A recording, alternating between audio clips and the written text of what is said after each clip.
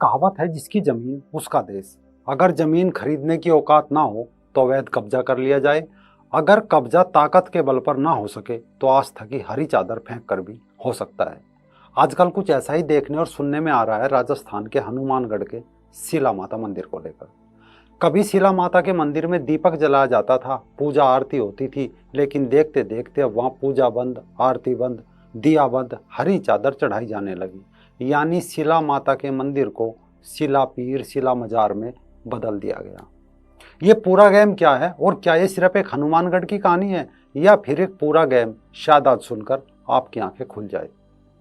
नमस्कार दोस्तों, रंग दे बसंती में आपका एक बार फिर से स्वागत है। मैं हूं राजीव चौधरी।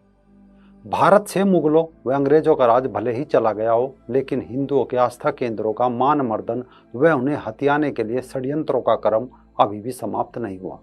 फिलहाल राजस्थान के हनुमानगढ़ के शिला माता मंदिर को लेकर भी ऐसे ही षड्यंत्र रचे जा रहे हैं। इतिहासकारों के अनुसार मंदिर में स्थापित शिला महाराज गंगा सिंह के समय सरस्वती नदी की सहायक नदी घग्गर में बहकर आई थी। उसके चमत्कारों के प्रति श्रद्धा से महाराज ने नतमस्तक होकर उसे यहाँ पर स्थापित करवा दिया था। श्रद्धालु इस पर नमक व दूध चढ़ाकर शिला की पूजा करने लगे। लोगों का मानना है कि शिला पर चढ़े नमक व दूध को त्वचा पर लगाने से चर्म रोग दूर हो जाते हैं। धीरे धीरे इस मंदिर की ख्याति फैलने लगी। चर्म रोग से पीड़ित मजहबी लोग भी यहाँ आने लगे और पिछले कुछ वर्षों में यह मंदिर इस्लामिक षड्यंत्र का शिकार बन गया।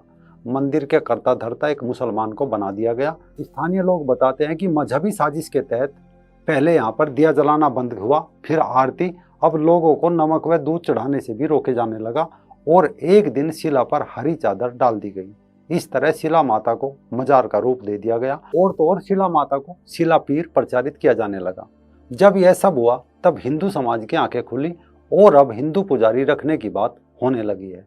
ये केवल एक घटना नहीं है। कुछ समय पहले आगरा में जगनेर रोड स्थित संत ठाकुर कमाल सिंह की समाधि के साथ भी ऐसा ही हुआ था। यह समाधि करीब 300 वर्ष पुरानी है, लेकिन अब इसे कमाल खां दरगाह का नाम दे दिया गया। किसी की मन्नत पूरी होने पर पहले यहाँ हिंदू मुंडन संस्कार कराते थे, घंटी बांधने की परंपरा थी, लेकिन अब वही हरी चादर वहाँ भी चढ़ाई जाने लगी।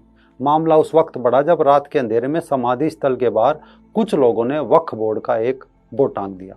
समाधि से जुड़े लोगों ने इसका विरोध किया। समाधि की जगह का पट्टा भी हिंदू नाम से है। स्वाभाविक रूप से इन लोगों ने वक्फ बोर्ड का विरोध किया। आखिरकार लोगों ने उस बोर्ड को वहां से उतार फेंका। इसके बाद सिराजुद्दीन नामक एक व्यक्ति ने प्रयागराज उच्च न्यायालय में एक याचिका दायर की, जिसे अदालत ने खारिज कर दिया। असल में ये पूरा गेम क्या है, शायद इसे सुनकर आपका दिमाग हिल जाएगा।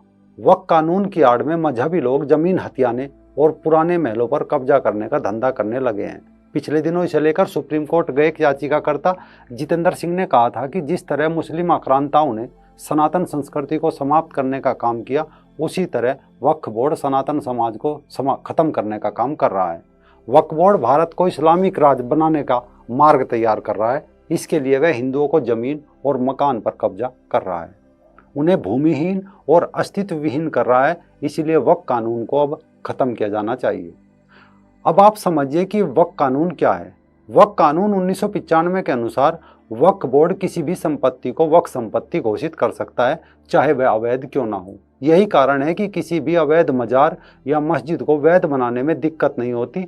पिछले कुछ वर्षों में ही वक्फ बोर्ड ने अनेक स्थानों पर सरकारी या हिंदुओं की जमीन या मकान पर कब्जा कर लिया। ये कब्जा कोई छोटा मोटा भूमि का टुकड़ा नहीं, बल्कि पिछले दिनों सर्वोच्च न्यायालय में एक वरिष्ठ अधिवक्ता हरिशंकर जैन ने इसका खुलासा करते हुए बताया था कि 2009 में वक्फ बोर्ड के पास 4 लाख एकड़ की संपत्ति थी और 2020 में यह बढ़कर 8 लाख एकड़ हो गई। देश में जमीन उतनी है जितनी बंटवारे के समय थी, फिर वक्फ बोर्ड की जमीन कैसे बढ़ रही है?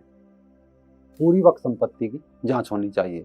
अब सवाल यह है कि ये संपत्ति बढ़ कैसे रही है, तो इसका नमूना कुछ यूं समझिए। ये यहाँ पे देखिए एक 2 और मजार बनी है। ये देखिए नया मसाला लगा है और ये इसका रास्ता है।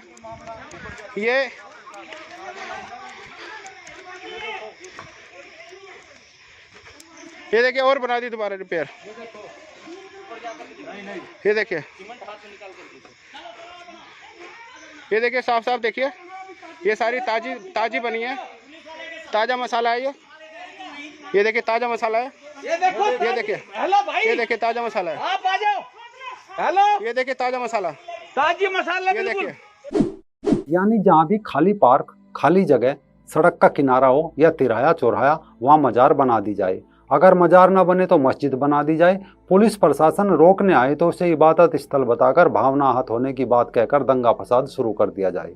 अगर एक बार मजार या मस्जिद बन गई तो फिर वक्फ एक्ट 1995 की धारा 40 के अनुसार कोई भी व्यक्ति वक्फ बोर्ड में एक अर्जी लगाकर अपनी संपत्ति वक्फ बोर्ड को दे सकता है। इस कारण सैकड़ों अवैध मजारे और मस्जिदें वक्फ बोर्ड की संपत्ति हो चुकी है।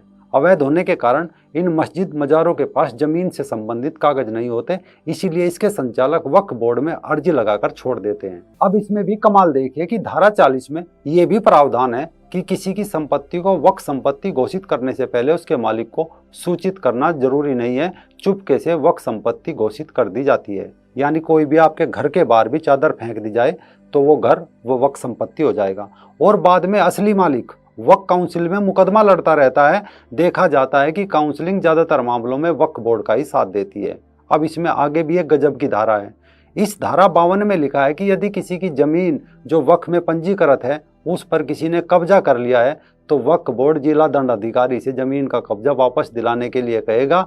नियम अनुसार जिला दंडाधिकारी 30 दिन के अंदर जमीन वापस दिलवाएगा। यानी वक्फ बोर्ड तो अपनी संपत्ति की सुरक्षा के लिए अनेक कानून लेकर बैठा है, लेकिन यदि वक्फ बोर्ड किसी की जमीन पर कब्जा कर ले तो उसे वापस लेना आसान नहीं होता। जरूरी नहीं है कि ये सब कानून के दायरे में हो। अब तो वक्फ बोर्ड के नाम पर जबरदस्ती कब्जे भी किए जा रहे हैं। दिल्ली के मेहरौली के वार्ड नंबर 1 में मनमोहन मलिक नामक एक व्यक्ति का पुराना घर था। करीब 2 साल पहले उन्होंने उस घर को तोड़कर नया मकान बनाना शुरू किया। एक दिन मोहम्मद इकराम करके एक कथित मौलाना उनके घर पहुंचा और कहा कि जिस जगह आप मकान बना रहे हैं वो वक्फ बोर्ड की संपत्ति है। इसके बाद उसने पुलिस को भी बुला लिया और इस तरह वह मामला दिल्ली उच्च न्यायालय तक पहुंच गया। वह कथित मौलाना अपने दावे के अनुसार अदालत के सामने कोई कागज प्रस्तुत नहीं कर पाया। न्यायालय ने पाया कि मौलाना का दावा झूठा है। इसके लिए न्यायालय ने उस मौलाना पर 10,000 रुपये का जुर्माना लगाया और फैसला मनमोहन मलिक के पक्ष में दिया। दूसरा मामला भी मेहरौली का ही है। यहाँ के वार्ड नंबर 8 में एक भूखंड किन्हीं भागर परिवार का है जिसकी कीमत करोड़ों रुपए में है। उन्होंने 1987-88 में इस भूखंड को एक मुसलमान से खरीदा था।